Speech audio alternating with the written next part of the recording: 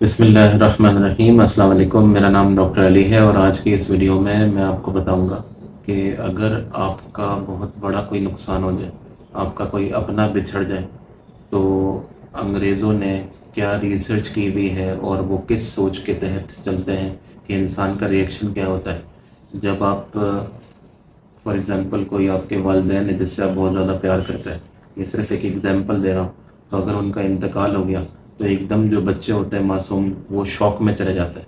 ऐसे शौक में चले जाते हैं, बिल्कुल सुन्न हो जाते हैं। जब सुन्न हो जाते हैं, उनको एकदम यकीन ही नहीं आता, बिल्कुल पज़ल हो जाता है, या कोई चीज़ पॉज कर दें स्टिल, या बर्फ़ बन जाते हैं। तो उनको कुछ समझ नहीं आता कि वो क्या करें, और वो बिल्कुल जो है वो ऐसे समझते हैं कि हम दुनिया का हिस्सा ही नहीं है, बिल्कुल फ्रीज़ हो जाते हैं। तो ये पहली स्टेज होती है कि जब बंदा इंसान जो है वो शौक में चले जाए और वो ना माने, उसे कहते हैं शौक एंड डिनाइल। जब ये स्टेज हर बंदे का अलग अलग होता है, कौन इस स्टेज में कितनी देर तक रहेगा। और जब इसके बाद वो दूसरा थोड़ा सा जब लोग उसको हिलाते हैं, तो उसका स्टेज नंबर 2 में वो जाता है और उसको आता है बेहद यानी शदीद किस्म का गुस्सा। इतना तेज़ गुस्सा होता है कि वो जो है वो कहता है मैं जो है बस दुनिया जला दूं या तोड़ दूं सारी चीज़ें और किसी को ना छोड़ूं। ऐसा कैसे हो गया, मेरे जो है वो ऐसा हो ही नहीं सकता कि जो है वो मेरे वालिदैन चले गए। तो ये स्टेज 2 होती है गुस्से की। पहली स्टेज के नहीं मानना और शौक में चले जाना, दूसरा स्टेज बहुत शदीद गुस्सा आना। जब वो जैसे लेडीज़ होती हैं, औरतें और बच्चियाँ होती हैं, उनका गुस्सा जो है जब वो नहीं निकाल सकती, मजबूर होती हैं, किसी चीज़ को ना तोड़ सकती हैं, ना आग लगा सकती हैं, और बच्चे मर्द भी नहीं कर सकते, ये सिर्फ सोचते हैं। लेकिन जब वो बेबस हो जाते हैं, मजबूर हो जाते हैं, तो वो बेतहाशा चिल्ला के बहुत तेज़ चिल्लाते हैं, इतना तेज़ चिल्लाते हैं कि उनका दिमाग वगैरह सब हिल जाता है, और फिर रोते हैं बहुत ज़्यादा, और पूरे पूरे दिन खाना नहीं खाते, रोते रहते हैं। ये डिपेंड करता है ये स्टेज कितनी देर तक रहेगी। कुछ बच्चे जो है वो बहुत दिनों तक खाना पीना भी नहीं खाते, भूखे रहते हैं और रोते रहते हैं। नंबर 3 जो स्टेज है, वो स्टेज होती है बारगेनिंग, कि जब उनको यकीन आने लगता है ना कि हाँ मेरे वालिदैन चले गए या मेरा बहुत बड़ा नुकसान हो गया, तो जो है अब तो मैं खड्डे में गिर गया हूँ, तो वो कोशिश करता है बारगेनिंग की, यानी जो है वो अल्लाह ताला से ये बातें करते लग जाता है कि अल्लाह ताला बस मेरी ज़िंदगी के 10 साल आप ले लें, या मेरी ज़िंदगी पूरी ले लें, मेरे अब्बू को जो है वो ज़िंदा कर दें थोड़ी देर के लिए, या मेरे अब्बू को 10 साल के लिए ज़िंदा कर दें। तो ये तीसरी स्टेज है, इसे कहते हैं बारगेनिंग, कि वो जो है बस चाहता है किसी तरह कोई डील बन जाए, कोई डीलिंग हो जाए, और जो है ये मेरा नुकसान जो है वापस जैसे ज़िंदगी रिवर्स हो जाए थोड़ी सी, और ये नुकसान ना हो। नंबर 4, जब वो ऐसा होता नहीं है और कोई भी डील उसकी नहीं बनती, ना कोई चीज़ रिवर्स होती है, जो नुकसान हो गया वो हो गया, इरिवर्सिबल लॉस, यानी वो रिवर्स से नहीं हो सकता, ऐसा शदीद किस्म का बड़ा नुकसान हो गया, उसका दिल कट गया, उसका दिल फट गया, उसका दिल टुकड़े टुकड़े हो गया, तो फिर वो चौथी जो स्टेज आती है उसे कहते हैं डिप्रेशन। और डिप्रेशन का उर्दू में समझ लें कि उदासी। ये उदासी फिर बहुत लंबी भी हो सकती है लोगों में, कोई जल्दी इसको समझ जाता है और इससे बाहर निकल जाता है, ऐसा महसूस होता है जैसे आप खड्डे में गिर गए। तो जब आप बच्चे बच्चियां जैसे जो इतना ज़्यादा अपने माँ बाप से प्यार करते हैं, वो घर पे आते हैं अब्बू, तो वो उनसे जाके लिपट जाते हैं, अब्बू आ गए, अब्बू आ गए। और जब अचानक उनकी लाइफ में वो नहीं होता रिएक्शन कि कोई अब्बू नहीं आएंगे और कभी नहीं आएंगे, तो फिर वो जो है बिल्कुल ही खामोश हो जाते हैं, सुन हो जाते हैं, एक तरफ हो जाते हैं, घर में अंधेरे में रहते हैं और उदासी में रहते हैं।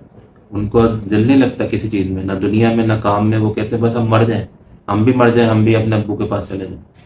लेकिन आहिस्ता आहिस्ता जैसे जैसे वक्त, कहते हैं बहुत बड़ा मरहम होता है, तो वक्त गुजरता है, तो फिर वो उनको एहसास होता है कि अल्लाह का बनाई हुई दुनिया और दुनिया का निज़ाम किसी को कोई फ़र्क नहीं पड़ता, सब सिस्टम चल रहा है, भले हम मर जाएं, भले हमारे प्यारे मर गए, किसी को कोई फ़र्क नहीं पड़ता। तो आंसू कितने भी बहा लें, आंसू खुश्क हो जाते हैं, और जो है वो फिर जाके समझ आते हैं कि ये दुनिया कितनी जालिम है, कितनी सख्त है, कितनी मुश्किल है, हार्ड वर्ल्ड क्या है। तो फिर जाके समझ आती है कि हम भी ना हो तो दुनिया को तो कोई फ़र्क नहीं पड़ता, सब लोग अपने पैसे कमाने में लगे हुए, जो ईमान रखते हैं वो अपनी इबादत में लगे हुए, कुछ लोग अपनी सेहत को देखते हैं, वो अपनी बॉडी बिल्डिंग में, जिम में लगे हुए हैं। लेकिन हर बंदा समझ ले मकसद ये है, अपनी मसरूफियत में लगा हुआ है, کسی کو کوئی فرق نہیں پڑتا، لیکن جو ہے وہ آپ جب اس اسٹیج سے نکلتے ہیں تو کھڈا، جیسے کوئی آپ کو کھڈے میں ہاتھ دے کے باہر نکالتا ہے نا، تو وہ ہوتی ہے آخری سٹیج کہ آپ اس ایک پورے غم سے، کہ شوق سے، غصے سے، اور جو ہے وہ پھر ڈیلنگ کرنے سے یا بارگیننگ کرنے سے جب بات نہیں بنتی، اداسی بھی گزر جاتی ہے، دن گزر جاتے ہیں، مہینے گزر جاتے ہیں۔ کچھ لوگ ان چیزوں سے جلدی نکل جاتے ہیں، لیکن جو ہے وہ جس کو معلومات ہوتی ہے وہی نکلتا ہے نا۔ تو انگریز اور ڈاکٹر اور ریسرچ کرنے والوں نے یہ سٹیجز ریسرچ کی ہیں کہ انسان کا جب بہت بڑا نقصان ہوتا ہے تو یہ سٹیجز ہوتی ہیں۔ ان سٹیجز کی ترتیب آگے پیچھے ہو سکتی ہے، لیکن ان سٹیجز سے ہر بندہ گزرتا ہے۔ فار ایگزامپل کسی کی گاڑی چھن گئی، کسی کا موبائل چوری ہو گیا، کسی کا سب کچھ گھر جل گیا، کسی کا فیکٹری جل گئی، اتنے بڑے بڑے نقصان صدمہ لے رہتے ہیں، کچھ لوگ تو ہارٹ اٹیک ہو جاتا ہے، مر جاتے ہیں۔